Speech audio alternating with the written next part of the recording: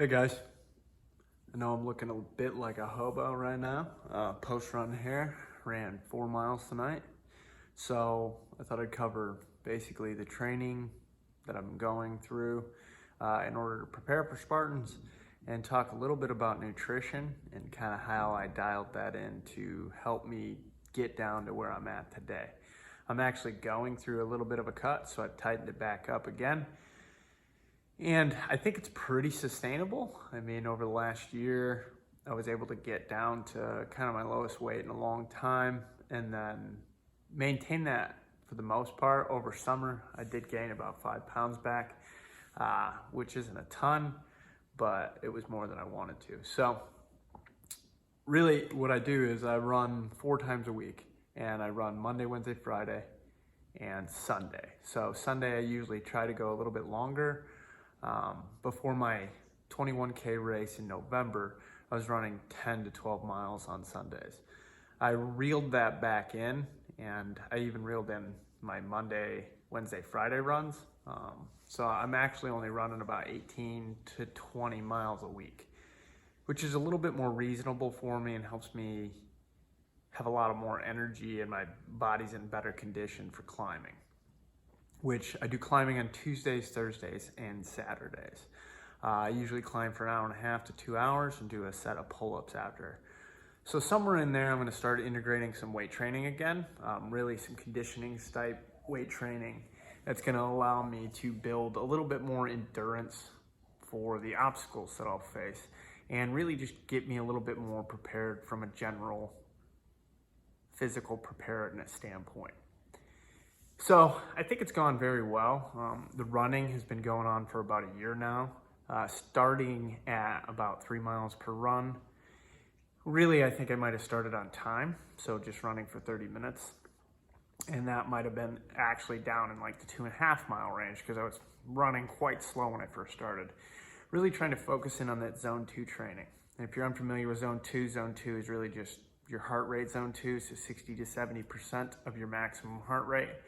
But there's another way to do that too with heart rate reserve. I'm not gonna get super deep into that details right now, but zone 2 training initially from February to about August, what I used as a rule of thumb was just breathing through my nose. So I would actually run with my mouth closed, which took a little bit to get used to, but once you did, like it was seemingly pretty effective. And once I actually did ultimately upgrade to a Garmin, I think it was working pretty well for me. And I did go through a couple tiers of improvement in that time, running faster, not fast by any means, but faster than I was. So that's been predominantly what I did. I did incorporate some speed work in the fall. I'm doing more speed work now, actually once a week versus once every other week. So that's my Wednesday night run. Probably the run I looked forward to the most. In a weird way, it's the most uncomfortable run, but still you get to let it out a little bit. So for that run, I do a 1.5 mile warm up, and then I do 2 miles of basically tempo pace. And then I do a 1.5 mile cool down. And that's kind of one of my favorite runs.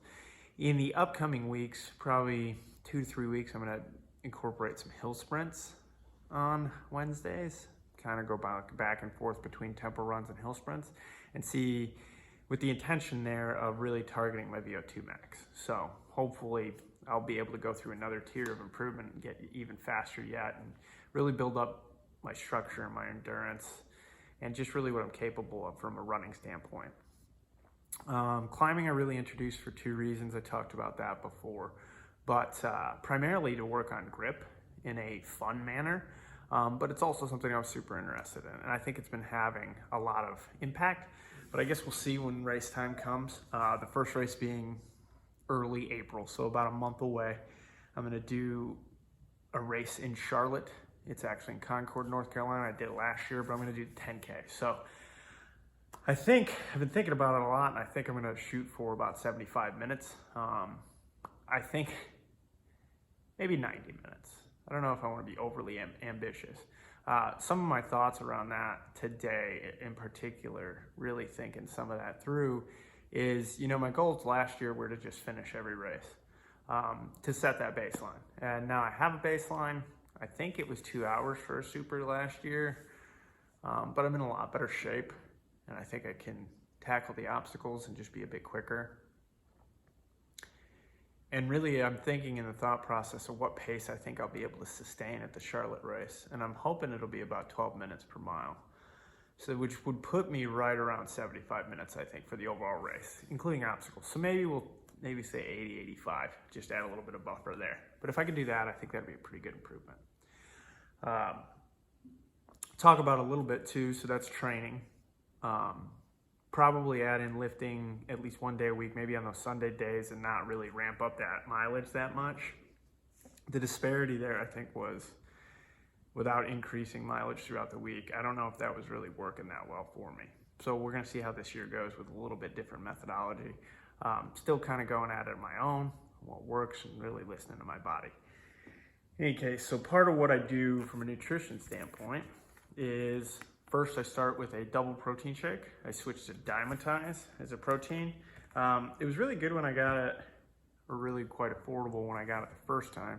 It's gone up in price, but the texture and the flavor I really enjoy. And they actually have a Fruity Pebbles version. I don't have that anymore right now, but I do have the chocolate, and I used to use Optimum Nutrition Gold Standard. It's just the texture is just a little bit better, and the flavor I think I prefer a little bit more. Then for 80% of my meals or so, I really just use 96.4 ground beef, which I shop at Lidl. It's quite affordable there. I prefer shopping there. That's where I get 90% of my groceries. And really, I just eat beef for every meal. Last night I cooked 5 pounds of beef and with some rice, effectively about 50 grams dry for every meal. So I cooked that and split it up into 6 meals. Whatever, I just put it in a large bowl when it's done and weigh it and split it divided by weight, because I got all the raw in there, I know what's in there, and that's kind of the simplest way I could figure out how to do it. Now, when you're first starting, I would really highly recommend just measuring where you're at some with MyFitnessPal, like the free version. You can log all the things you eat and figure out where you're at. I'll talk about some other point I can talk about, like calorie targets from my point of view. I really learned it from somebody else. But actually today I got baited. Somebody left a Taco Bell hot sauce on the break room table. And so now I ran out and grabbed these.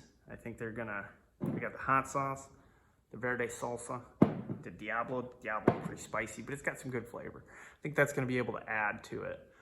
Every now and then I'll use non-fat Greek yogurt to amp up the protein in it, but usually it's just the rice and beef, or I'll do fresh roasted potatoes and beef. And that's 80% of what I eat. It's very interesting. Every now and then I'll do oatmeal with some peanut butter and honey. Fresh honey from down here. I got a local source. And then usually I allow 2 to 3, kind of garbage meals throughout the week, as long as they're reasonable. I actually end up, from a macro perspective, fitting in some chocolate usually every day, not a ton. I like to supplement with pickles too. I have been using Element, I'm not sure what it is, the salt electrolytes. Really recommend them. I like the flavor. They are salty as shit though. You gotta watch out for that. Be prepared for that. But really gauge where you're at, understand, try to pick some target calories, start to hit that and get yourself in control a little bit. And if you are going to cut some, it's all right to be hungry. I think that watch it, if you are working out, try to feed yourself so that way you're still fairly efficient, but don't have too high expectations.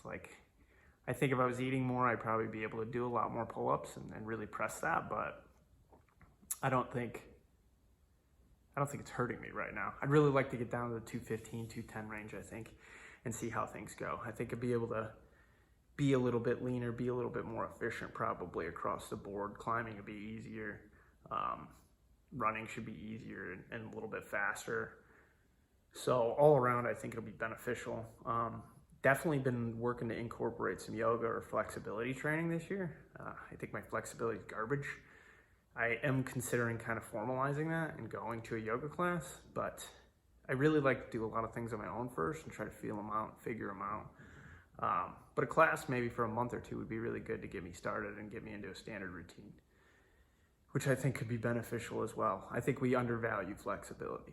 So I think that really pretty much covers it. I mean, on the weekends, usually I'll incorporate some fruit, but I eat pretty bland and easy.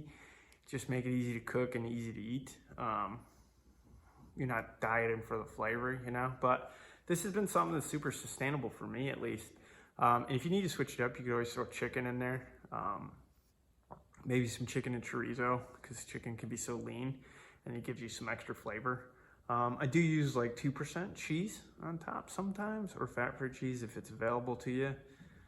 But that's really just mostly for extra protein. Like, flavor's decent, but like even the plain stuff, just put some salt and seasoning on there, you'd be fine. Salt never hurt anybody, I don't think. I'm not a doctor though, so. I think that pretty much covers it for tonight and what I wanted to cover. Tomorrow, I've been thinking about one of the things I really want to talk about, consistency and what consistency looks like over a course of a year. I think we go in these little spurts of potentially working out, or at least I did a lot of times. And if I miss a day or two, like, it ruins the whole program. But I've really worked on that and developed some strategies for consistency. So I'd like to talk about that a little bit. But I appreciate you guys very much. Have a great night.